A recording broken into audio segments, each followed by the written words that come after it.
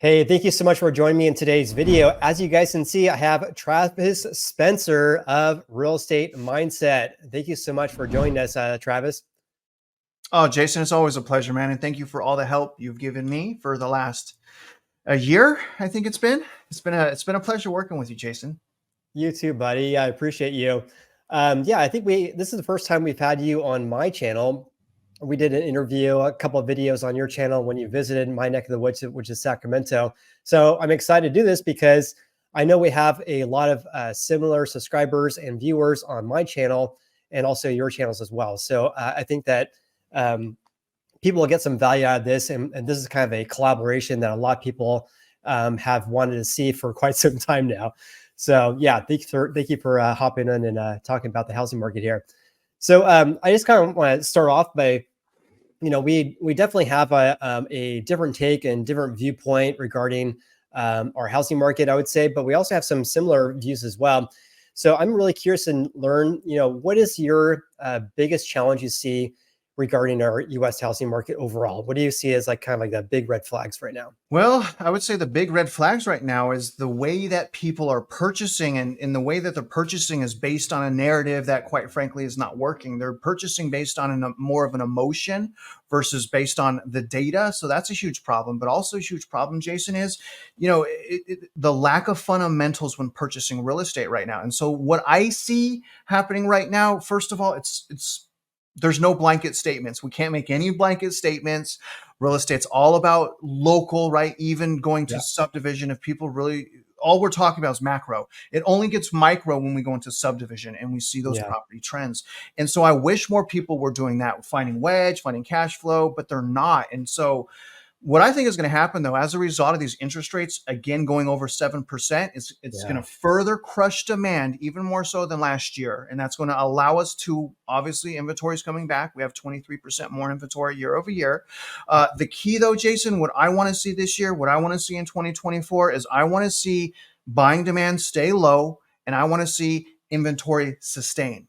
We've already seen in 2022 what happens when we have 900 to a million active units. What I saw was price decline. As soon as we hit around 900,000, prices went down. And so what happened, though, is that reversed. We didn't sustain the inventory. And so Yeah. inventory actually went down going into 2023. And so again, thank God, in my opinion, and we're both realtors, we both make money in real estate. Thank God we have elevated interest rates going into spring. If we didn't have elevated interest rates in the 7%, the bubble would just get bigger, in my opinion. And I say there's a bubble. Okay, I know people are going to comment like, "Oh, he's a doomer. He's a doomer." But man, I mean, what am I supposed to say, dude? I mean, I've lost everything already. I lost everything during the GFC, foreclosure, repo, tax lien, bankruptcy. So I think, I'm trying to explain to people patience is a virtue, Jason. And right now, the housing market's a toxic sludge, and it's probably best to Toxic freeze the steam. sludge. That's a good one.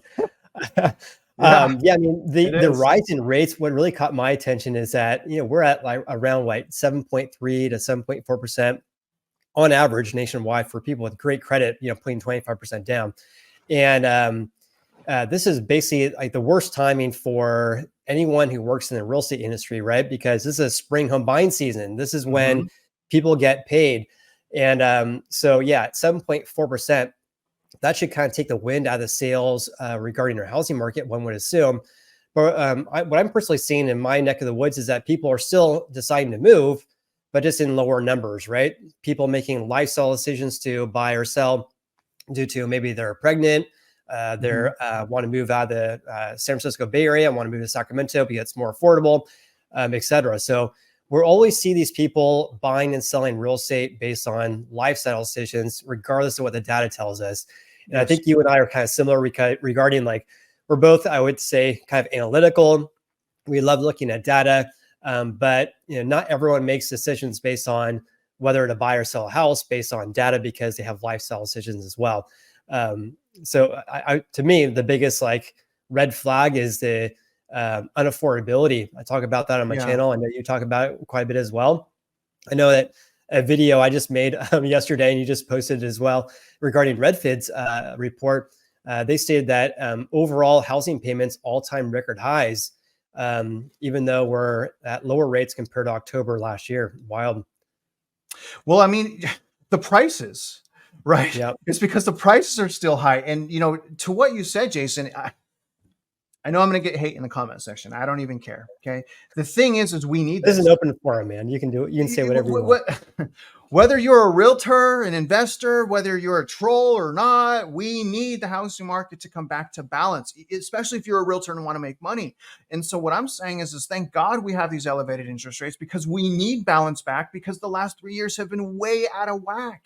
And so the faster we get back to 1.5 million active units, we could start that price discovery. We could start bringing back balance. We can have realtors come back, or, whatever. But right now, we don't have that.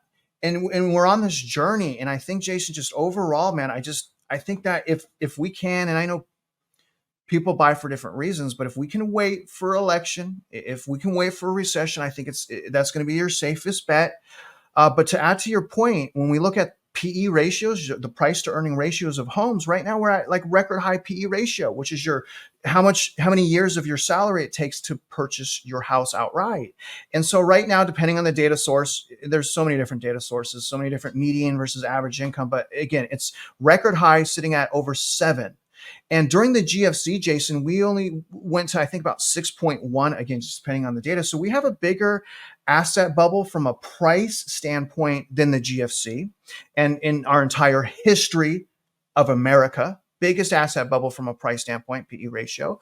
But not only that, the interest rates are high. So it's a double whammy. And then the inventory is low. So it's a triple whammy. So people are settling. But from the interest rate standpoint, that's going to affect the payment ratio, right? So the problem is the payment, it's like a DTI. Okay. So Black Knight tracks median income versus median mortgage payment.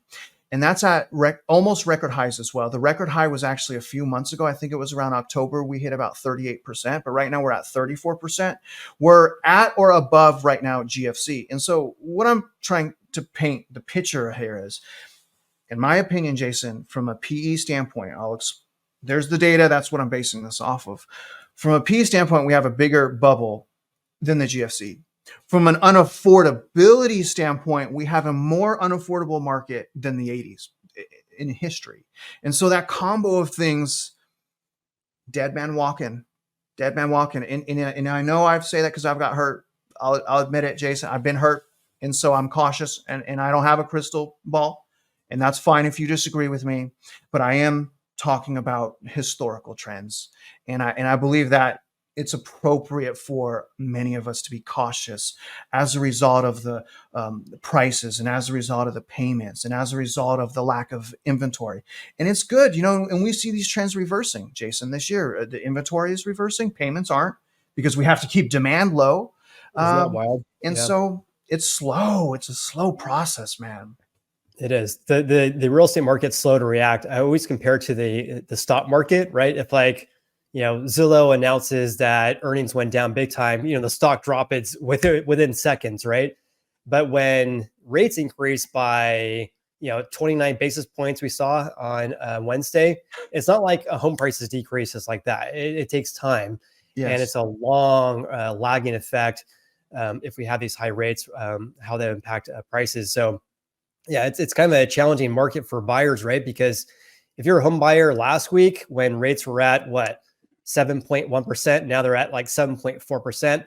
It's not like you're going to get a discount immediately regarding buying a house. So yeah, very challenging and volatile housing market, to say the least. Yeah, I had clients that locked, and I called them in the evening on Tuesday because CPI came out on Wednesday. When CPI came out, the inflation was hot, sent the 10-year Treasury skyrocketing. It was crazy, which in turn interest rates went up. But I told my clients, and they're very well qualified. I've already had heart to hearts. I said, you need to wait. They're like, they have their own reasons, extremely well qualified, good position, proper expectations. And we got them a deal with Wedge, which means they're going under asking. And I waived my $6,000 to my commission to get that. Easily did that. But I called them and I was like, you guys, CPI is coming out tomorrow. So if you think that we have inflation, you probably want to lock right now. And so thank God they locked with like minutes to spare. So they locked, next day, Wednesday comes out, CPI comes out, that sucker skyrockets. what they were, because they were watching the pricing every single day. They were trying to get a 6.375. So they were watching those costs in regard to that 6.375. But what happened is on Monday of that same week, was it manufacturing PMI came out and shot the 10-year up. And so a lot of people didn't see that coming. It shot the 10-year up on Monday, shot rates up, and now they were chasing the rate that they lost, which was at 6.375. So because it was a cost of $700, turned into a cost of $2,300. So it kicked them up to 6.5. But my point is, hey guys, don't gamble with your house. You guys are hoping that the rates are going to go back down because they went back up. But tomorrow we have inflation data coming out. And right now, what I've noticed is mortgage interest rates have strong fluctuations depending on inflation data. Just based on one report, it's pretty wild. Yeah. And so, you don't want to, and I'm all about being safe, Jason. And I told them, and if they would have locked when I said, don't gamble with your house. You probably should just lock. If they would have done that, they would have got the 6.375, but they had 3 weeks to lock before closing. And so, people want to get the best deal, but I'm just, don't gamble with your house, man. I hear you. So I'm curious too. We'll kind of make this kind of like a shorter video and stuff too. But I'm also curious too. Like we talk about this on our channels as well, because I get the opportunity to watch your videos before everyone else does. But I love that. That's cool. Yeah, I'm curious to your take regarding the existing housing market versus brand new home construction, because very, very, very big differences. So I'm curious to learn about your take about that as well. Okay, well, here's the thing, man. There's huge. Okay, it's real estate is localized.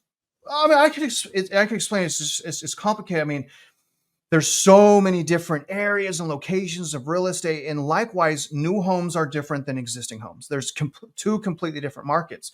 Now, that doesn't mean that your viewers are in a metro area that has a whole bunch of new construction. And it just so happens that I am in an area where I'm in Houston, Texas. So we have new construction everywhere. And so with new homes, and I've been telling people this for the last year and a half, Lennar's been offering a 4.25 this whole time. We've had 4.25 in Houston? In Houston with Lennar. Wow. fixed, not buy down, fixed 4.25. So that's interesting, because in Sacramento, Lennar is not offering any broker co-op as of a few months ago. So it's not a broker co-op. It's interest rate, like a mortgage interest rate. I thought you meant commission. Sorry. No, okay. They're offering a 30-year fix. Yes, a 30-year fix. Sorry, I thought you were talking about commission. Sorry, go ahead. But they are offering crazy incentives as well here. Like I've seen 4 and 5. But remember, brother, like in Texas and Houston, I got 6 brand new neighborhoods building on top of each other. Wow. So they're competing against each other. And that's next to existing homes, which now that inventory is exploding. So the difference is this, and this is easy. It's inventory. It's 100% inventory. We've had over 6 months of supply measures, demand, and inventory.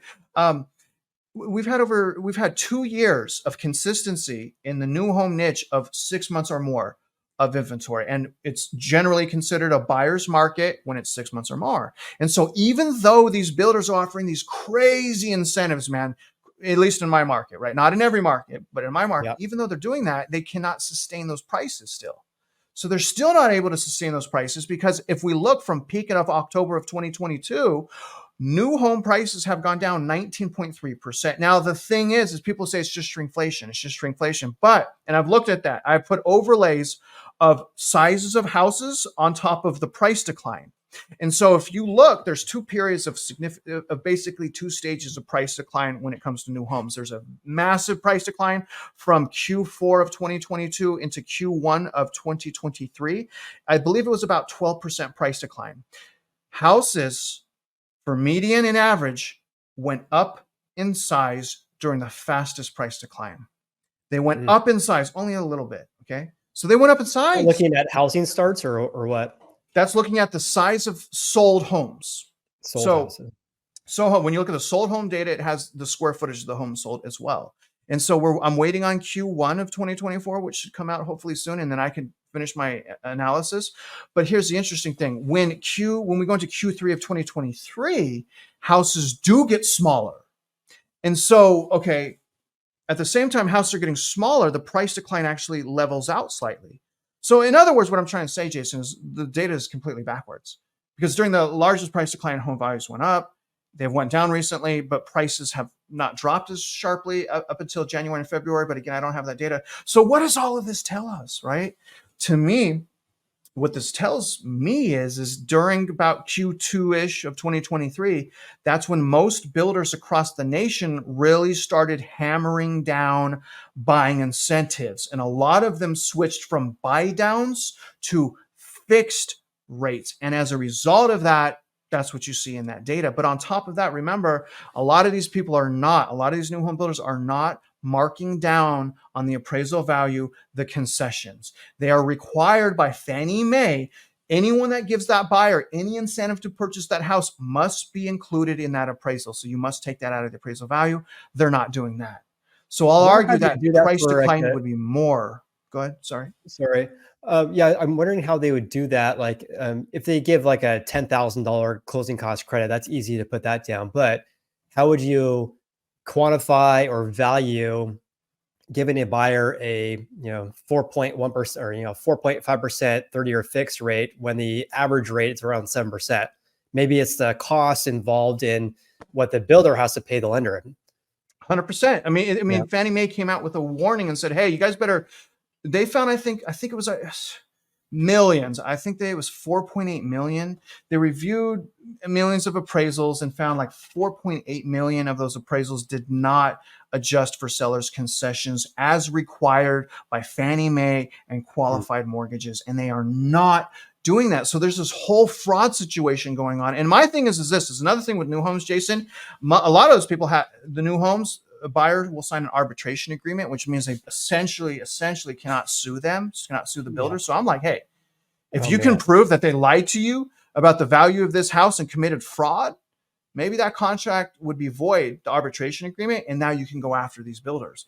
I don't Right. know. I'm not an attorney, but I do Yeah. know that there is a huge lack of consumer protection when it comes to new builds. Oh, for sure. I mean, yeah, looking at, I mean, you being a realtor just like me, like just looking at these builder contracts, I know that they want to protect themselves, but holy cow, I mean, like it's like, I don't know what your contracts are like for in Houston, but I Huge. imagine that you probably have a Texas Realtors Association in which everyone uses the contracts there to place offers on existing houses. Is that right? Yep. And Uh, then the new homes have their own They contract have that's their like own. Yeah. So three this is times something, if bigger. you guys are looking to buy a brand new house, I talk about this. I've talked about this a few times, but buying a new house versus existing, totally different. And on top of that, the contract entirely different. Home builders contracts, looking to buy a brand new house from a builder, they're going to give you their own contract, which is much different than buying an existing house, in which in California, we use a standard form that's from the California Association of Realtors. And in my opinion, that contract really protects the buyer much more so than the seller. In Yeah. contrast, the builder contract, guess who it protects? It protects the builder. And it's so hard to figure out the rights of home buyers when reading those pages. I mean, I think the contracts here in Sacramento, it varies by the builder, but it can be 100 to 150 pages long versus the California Association of Realtors for existing houses is around 20 pages. Yeah. So yeah, people who are not using a real estate agent to buying a brand new house, I mean, good luck. I mean, if you're not really have an experience looking at contracts, you probably should have a representation of have someone look it over for you. And Jason, I'll say the biggest difference in like contracts is, at least here in Texas, there's no protection of earnest money. That's pretty much. I mean, if I were to kind of just nail it down, you got no protection on your earnest money. When we For have an new build? existing, yep, Oh, yep, for new, yeah. Yep, yep. same. Yeah. So like if you sign that contract and and that's why, like, okay, so the clients that I had as well, like they wanted us to put, I think 2.5% as earnest money on a $600,000 house. And I was like, I don't think so. I was like, that's close to $20,000. And that means that you're locked in. And if you want to walk away, you lose 20,000. So we had them go down to 1.5. That was through the negotiation. Generally it's 1% earnest money, but you got to be careful though, because some of these new builders will ask for like crazy amounts of earnest money, like 5%. Yes. And people need to understand that by doing that, signing that contract, not all, and you'll want to review this with an attorney or your agent, but a lot of those contracts, the moment you sign that, your earnest money is dead in the water. And as an agent, as a realtor, one of the most important things for me is always keeping my clients' earnest money Safe. protected. Yep. That's a huge responsibility of an agent. You keep your clients' money safe, and we can't do that the same way when it comes to new builds. Yeah, well said. And I'm glad you do that as well. I mean, you're a good guy, because yeah, protecting our clients' money and deposit is a huge thing, especially when in my area as well. I mean, a lot of builders are asking for like 3 to 5% for a $800,000 house, which is just mind blowing. Because for existing houses in my area, Sacramento, greater Sacramento Mhm. area, it's more normal to have a 2% earnest money deposit, not 5%. On top of that, the contract for existing houses, the maximum liquidated damages, in other words, the maximum amount of dollars that the seller could get theoretically, if you were to breach the contract, is 3%. So it's capped at 3%, but there's no cap for a builder's contract. So someone who is buying a house, having no contingencies whatsoever. So if your loan does not get approved, if the house does not appraise, good luck. It's risky in my opinion. Yeah, you lose your negotiation power. If Yeah, if the appraisal comes in low, they can just say, so what are you going to do? Walk away? We keep your earnest money. I mean, it's a crappy situation. it definitely is. Yeah. All right, Travis, thank you so much for joining us in today's video. Is there anything you want to add before we kind of hop off here? I would just say, Jason, people love you, man. Just you're very balanced with your approach to analyzing. I would just say stick to the data. Stick to the data. If you guys must buy right now, so be it. You don't have to listen to me. I think everyone should wait, first of all. But if you have to buy right now, that for the love of God, please use data. Jason understands how to use data. Find stuff with wedge, meaning you purchase a property that's under market value. So if prices do go down, at least you got some wedge in there so you can afford for it to go down. And then if possible, find some cash flow, which is almost impossible, Jason. I mean, like if you're over 300,000, it's like you can't really cash flow depending on your down payment. But my point is, guys, is please understand, these people out there, they're not going to care about your investment like you do. Not even me, not even Jason. It's you, right? It's you, the viewer, that needs to care the most. And so please, I would plead with them, use data, find the deal. If you can wait, don't use your emotion.